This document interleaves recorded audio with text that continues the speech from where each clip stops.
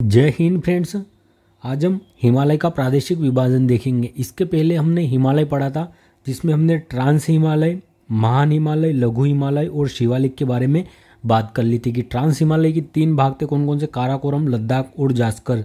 और काराकोरम श्रेणी पर भी भारत की सबसे ऊंची चोटी स्थित थी, कौन सी, K2 गोडविन ऑस्टिन। 8,611 मीटर इसकी ऊंचाई थी गोडविन ऑस्टिन की, और ये काराकोरम रेंज पर स्थित थी। इसके अतिरिक्त हमने महान हिमालय भी देखा था। विश्व की 10 सबसे ऊंची चोटियां महान हिमालय पर है। जैसे हमने देखा था नेपाल में कौन सी है, तो जो माउंट एवरेस्ट है यह महान हिमालय के अंतर्गत आती है। इसके अंतर्गत हमने केदारनाथ, बद्रीनाथ की भी, त्रिशूल, कामेद, ये अन्य चोटियां भी देखी थी उत्तराखंड में। इसके बाद हमने मध्य हिमालय देखा था।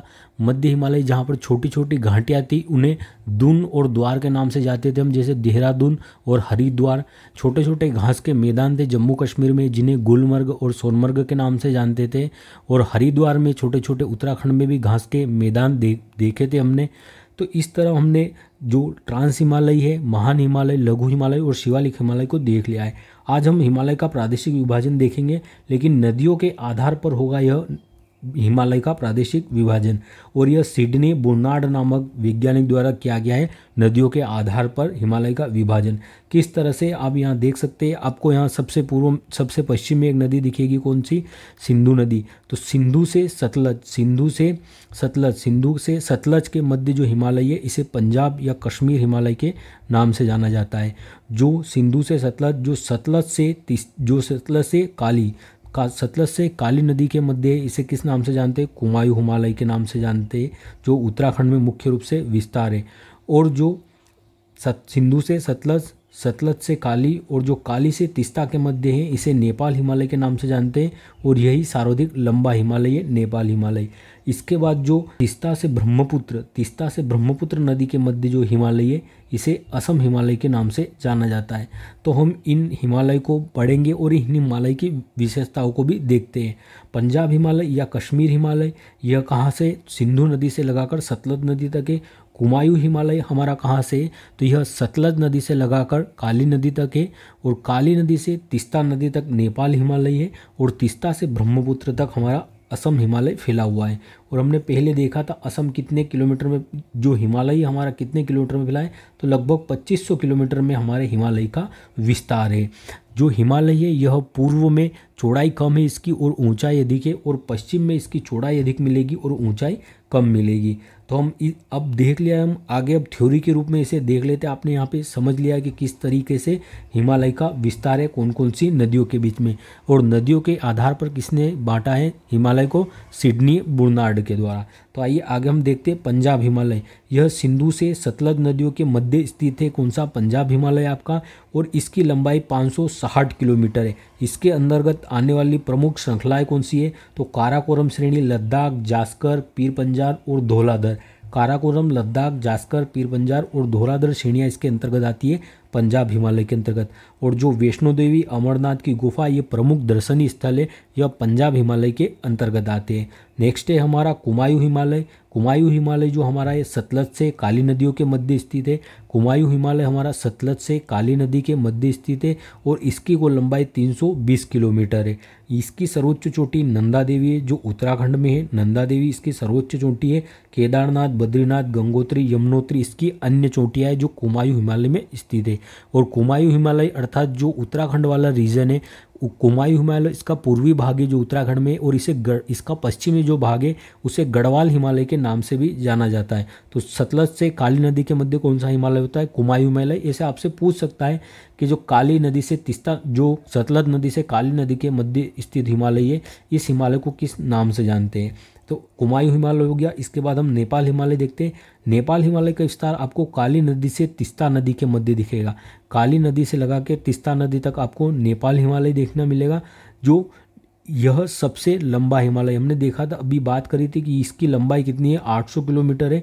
और ये सबसे लंबा हिमालय है, और सर्वोच्च चोटियाँ भी इसी में स्थित है। जो माउंट एवरेस्ट चोटी है आपको यह कहाँ पर दिखेगी, इसी हिमालय में दिखेगी। और माउंट एवरेस्ट की बात करें तो इसे तिब्बत में किस नाम से जानते हैं, तो चोमोलुंगमा, चोमोलुंगमा के नाम से जाना जाता है किसको, माउंट एवरेस्ट को, तिब्बत में। और सागरमाथा के नाम से माउंट एवरेस्ट को कहाँ पर जानते हैं, तो जो नेपाल है वहाँ पर सागरमाथा के नाम से जाना जाता है माउंट एवरेस्ट को। काली से तीस्ता नदी के मध्य स्थित है। नेपाल हिमालय, लंबाई इसकी 800 किलोमीटर है। ऊंचाई तथा लंबाई के आधार पर यह सबसे लंबा हिमालय है। ऊंचाई भी सर्वाधिक है इस हिमालय की और लंबाई भी सर्वाधिक जो हमारा नेपाल हिमालय है इसकी है। माउंट एवरेस्ट, कंचनजंगा, धौलागिरी, मकालू ये जो प्रमुख चोटियाँ है यह नेपाल हिमालय के अंतर्गत आती है। असम हिमालय के बारे में देखते हैं। तीस्ता से ब्रह्मपुत्र के मध्य जो हिमालय का विस्तार है उसे क्या कहा जाता है? असम हिमालय कहा जाता है। इसकी कुल लंबाई 720 किलोमीटर है और इसकी सर्वोच्च चोटी है असम हिमालय की नामचा बरवा।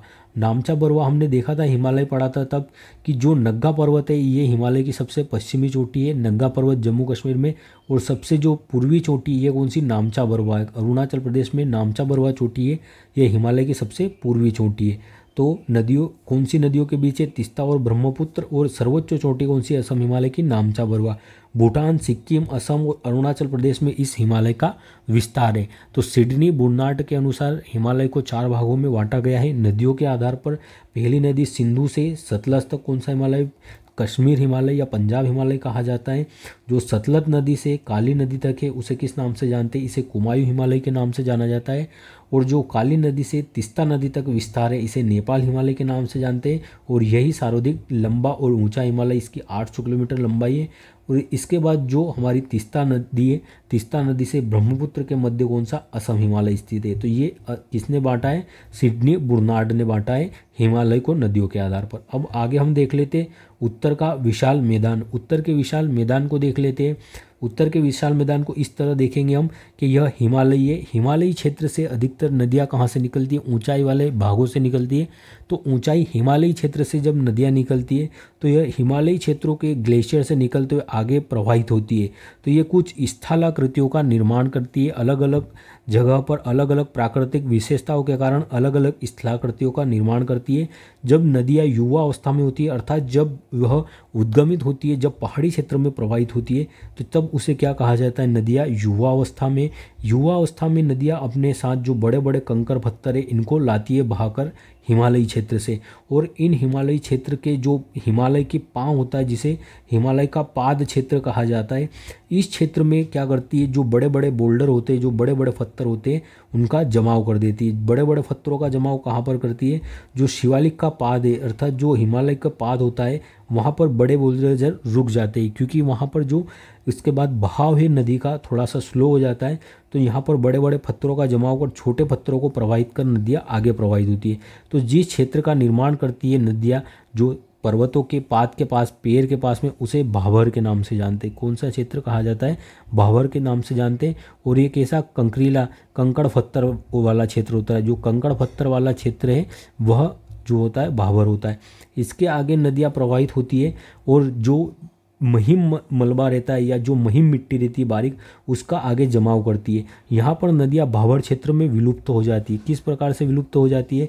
कि जो बड़े बड़े पत्थर है इस तरह से नदियाँ प्रवाहित होती आई, और मान लीजिए यहाँ पर बड़े बड़े पत्थरों का जमाव कर दिया है नदियों ने, तो नदियाँ इन पत्थरों के नीचे से होकर प्रवाहित करती है, जिसे ऊपर दिखाई नहीं देती नदियाँ, और इन पत्थरों के बीच में से पानी प्रवाहित होने लगता है। तो यहाँ पर नदियाँ दिखाई नहीं देती है।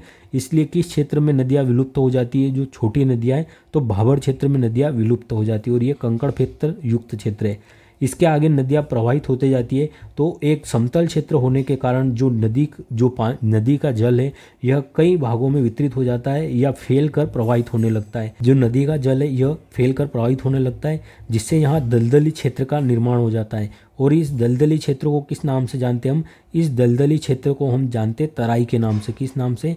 तराई के नाम से। ये कैसा क्षेत्र होता है? तो यह एक दलदली क्षेत्र होता है तराई। यहाँ पर नदियाँ पुनः प्रकट होती है। जो भाबर क्षेत्र में नदियाँ छिप जाती है या विलुप्त हो जाती है वो तराई क्षेत्र में वापस पुनः दिखती है। और जो ये वनों से ढका हुआ क्षेत्र रहता है जो तराई क्षेत्र है यह, और ये मच्छर प्रवण क्षेत्र होता है अर्थात मलेरिया प्रवण क्षेत्र होता है जो तराई होता है, और एक ऐसा दलदली क्षेत्र होता है। इसके आगे जब नदियाँ प्रवाहित होकर जाती है तो खादर और बांगर दो भौगोलिक संरचनाओं का निर्माण करती है। ऐसे क्षेत्र, मान लीजिए ये नदी प्रवाहित होकर जा रही है, ऐसे क्षेत्र जहाँ पर नदियों का पानी प्रतिवर्ष आता है, अर्थात बाढ़ आती है, वर्षा होती है, बाढ़ आती है, तो प्रतिवर्ष यहाँ पर नदियों का पानी आता है। तो ऐसे क्षेत्र को किस नाम से जानते हैं हम? खादर के नाम से जानते हैं। किस नाम से? खादर के नाम से। और ऐसी भूरा आकृति भी होती है जहाँ पर नदियाँ कभी 8-10 वर्षों में अधिक वर्षा होने के कारण वहाँ तक जल जाता है, तो उन क्षेत्रों को नाम किस जानते हैं? भावर क्षेत्र। जहाँ उन्हें जानते हैं बांगर के नाम से। किस नाम से? बांगर के नाम से। जहाँ पर प्रतिवर्ष बाढ़ आती है उसे खादर के नाम से जानते हैं।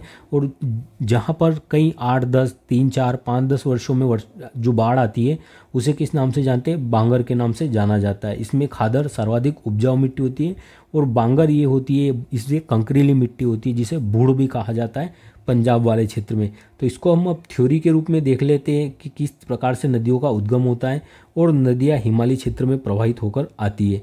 तो उत्तर भारत का विशाल मैदान, इसका जो गंगा, ब्रह्मपुत्र और सिंधु का मैदान भी कहा जाता है इसे, क्योंकि इन नदियों के द्वारा लाई गई जलोढ़ मृदा से इसका निर्माण हुआ है। उत्तर भारत के मैदानी भाग का निर्माण प्लीस्टोसीन काल में हुआ था।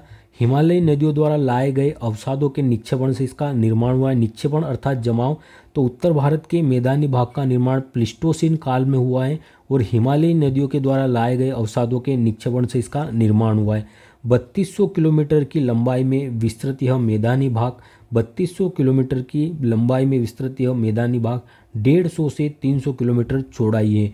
इसे 3200 किलोमीटर की लंबाई में स्थित यह मैदानी भाग 150 से 300 किलोमीटर चौड़ा है और इसका कुल क्षेत्रफल 7.5 लाख वर्ग किलोमीटर है। 7.5 लाख वर्ग किलोमीटर इसका क्षेत्रफल है उत्तर भारत के मैदान का।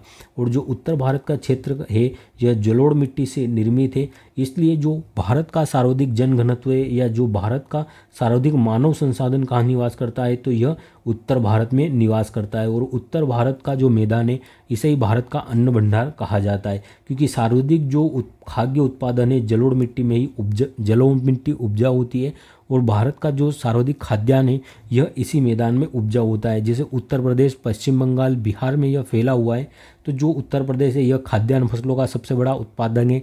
जैसे जो पश्चिम बंगाल है सबसे बड़ा चावल उत्पादक राज्य है और हमारा उत्तर प्रदेश सबसे बड़ा गेहूं उत्पादक राज्य है। तो जो बड़े उत्पादक राज्य है हमारे खाद्यान्न के, वह जलोढ़ के मैदान में ही है, अर्थात उत्तर भारत के मैदान में ही स्थित है। पश्चिम में सिंधु नदी से पूर्व में ब्रह्मपुत्र नदी तक यह फैला है। हमने देखा था जो सिंधु नदी है, सिंधु नदी से लगाकर यह पूर्व में ब्रह्मपुत्र नदी तक फैला हुआ है उत्तर भारत का मैदान। उच्चावच एवं भौगोलिक लक्षणों के आधार पर इसे निम्न प्रदेशों में विभाजित किया जाता है।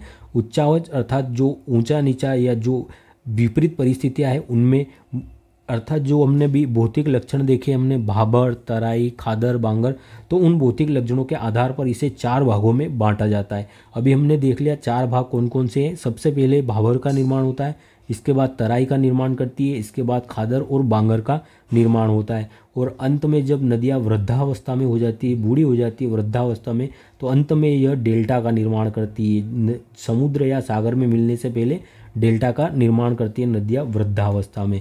और युवा अवस्था में नदियाँ कब रहती है? जब हिमालय से उद्गमित होती है। आगे हम देखते हैं, अब इन क्षेत्रों के बारे में वर्णन देख लेते हैं। भाबर प्रदेश शिवालिक के गिरिपद, अर्थात जो शिवालिक का पद है अर्थात हिमालय का जो पद है, शिवालिक के गिरिपद प्रदेश में पश्चिम में सिंधु नदी से पूर्व में तीस्ता नदी तक इस क्षेत्र को भाबर कहा जाता है। इस क्षेत्र को किस नाम से जानते हैं? भाबर के रूप में। सिंधु नदी से पूर्व में तीस्ता नदी तक के क्षेत्र को, इसका निर्माण नदियों द्वारा लाए गए पत्थर, कंकड़, बजरी आदि के जमाव से होता है। जो बड़े कंकड़, पत्थर और बजरी होती है उनके जमाव से इसका निर्माण होता है। इसकी औसत चौड़ाई 8 से 10 किलोमीटर है और भाबर प्रदेश में छोटी नदियाँ अदृश्य हो जाती है। भाबर प्रदेश में छोटी नदियाँ अदृश्य हो जाती है, जिस प्रकार हमने देखा कि जो बड़े बड़े बोल्डर है, जो बड़े पत्थर है, उनके नीचे से प्रवाहित होने लगती है नदियाँ। भाबर प्रदेश के बाद तराई क्षेत्र आता है। भाबर प्रदेश के दक्षिण में दलदली क्षेत्र होता है जो कि तराई के नाम से जाना जाता है। भाबर प्रदेश में अदृश्य नदियाँ तराई क्षेत्र में पुनः दृश्यमान होकर सतह पर चलने लगती है। हमने देखा था कि जो नदियाँ भाबर प्रदेश में विलुप्त हो जाती है वह तराई क्षेत्र में पुनः दृश्यमान हो जाती है। तराई प्रदेश का विस्तार पश्चिम में 10 से 20 किलोमीटर से पूर्व में लगभग 30 किलोमीटर तक पाया जाता है। अर्थात 10 से 20 किलोमीटर में पूर्व में लगभग 30 किलोमीटर तक पाया जाता है। अर्थात पश्चिम में क्या है, कम चौड़ाई है 10 से 20 किलोमीटर और पूर्व में अधिक है, पूर्व में लगभग 30 किलोमीटर तक पाया जाता है जो तराई क्षेत्र है। इसके बाद आता है बांगर क्षेत्र। यह उत्तरी मैदान की उच्च भूमि है जहाँ बाढ़ का पानी नहीं पहुँच पाता है। जो बांगर है यहाँ पर क्या बाढ़ का पानी प्रतिवर्ष नहीं पहुँचता है। यह उत्तरी मैदान की उच्च भूमि है, अर्थात जो खादर भूमि है उससे उच्च भूमि है, अर्थात उससे दूर ऊंचाई पर स्थित भूमि है, तो यहाँ पर प्रतिवर्ष बाढ़ का पानी नहीं पहुँचता है। इसका विस्तार मुख्यतः पंजाब, उत्तराखंड, उत्तर प्रदेश के मैदानी भागों में है। इस प्रदेश के शुष्क क्षेत्र में लवणी एवं क्षारीय मृदा पाई जाती है, जिन्हें रेह और कल्लर के नाम से जाना जाता है। इस प्रदेश में शुष्क एवं लवणी क्षारीय मृदा पाई जाती है, जिन्हें रेह या कल्लर के नाम से जाना जाता है। बांगर प्रदेश में कंकरीली भूमि को भूड़ कहा जाता है। बांगर प्रदेश में कंकरीली भूमि को भूड़ कहा जाता है। इस मैदानी भाग को पंजाब में दाह्या कहा जाता है। पंजाब में जो भूड़ वाला क्षेत्र है इसे दाह्या के नाम से जानते हैं। बांगर का यह क्षेत्र होता है। खादर देख लेते हैं। जो नवीन जलोढ़ से निर्मित मैदान, जो नवीन जलोढ़ से निर्मित निचले मैदान है उन्हें खादर भूमि कहा जाता है, जहाँ पर प्रतिवर्ष बाढ़ का पानी पहुँच जाता है। इस प्रदेश में प्रतिवर्ष बाढ़ का पानी पहुँचने से नई उर्वरक मिट्टी का जमाव होता है। यह प्रदेश बाढ़ का मैदान भी कहलाता है। और खादर प्रदेश का विस्तार उत्तर प्रदेश, बिहार और पश्चिम बंगाल में। खादर प्रदेश का विस्तार कहाँ पर है? उत्तर प्रदेश, बिहार और पश्चिम बंगाल में मुख्य रूप से खादर का प्रदेश का विस्तार है। और सर्वाधिक उपजाऊ मिट्टी भी कौन सी होती है? हमारी खादर मिट्टी होती है। या जो खादर का भाग होता है वह क्षेत्र उपजाऊ होता है जलोढ़ में सर्वाधिक। डेल्टा का बात कर लेते। इसका विस्तार निचली गंगा घाटी में पाया जाता है। डेल्टा का विस्तार, इसका विस्तार निचली गंगा घाटी में पाया जाता है। और डेल्टा प्रदेश की उच्च भूमि को चर, जो डेल्टा प्रदेश अंतिम में बनता है, नदियाँ जब वृद्धावस्था में बनाती है तो उसकी उच्च भूमि को चर तथा निम्न भूमि को बिल के नाम से जाना जाता है। इस प्रदेश से निकलने के बाद नदियाँ सागर में प्रवेश करती है, अर्थात नदियों का अंत हो जाता है और नदियाँ सागर में मिल जाती है अपना डेल्टा बनाते हुए। तो इसका विस्तार निचली गंगा घाटी में पाया जाता है। डेल्टा के प्रदेश की उच्च भूमि को चर और निम्न भूमि को बिल कहा जाता है। और इस प्रदेश से निकलने वाली नदियाँ सागर में प्रवेश करती है। तो इस प्रकार से हमने हिमालय का विभाजन देखा नदियों के आधार पर। और यह किसने किया था? सिडनी बुर्नार्ड ने। इसके बाद हमने जो उत्तर का हमारा मैदानी भाग है इसको भौगोलिक दृष्टि से कितने भागों में बांटा जाता है? जो भाबर, तराई, बांगर और खादर और डेल्टा, इन क्षेत्रों में बांटा जाता है। इनकी हमने विशेषताएं देखी। यहाँ से एग्जाम में लगभग क्वेश्चन बनते हैं। तो ये हमने सब विशेषताएं देख ली हैं। अब अगली क्लास में हम इससे आगे देखेंगे। अगर वीडियो अच्छा लगा हो तो लाइक ज़रूर करें और कुछ सुझाव हो तो भी कमेंट बॉक्स में दें। धन्यवाद।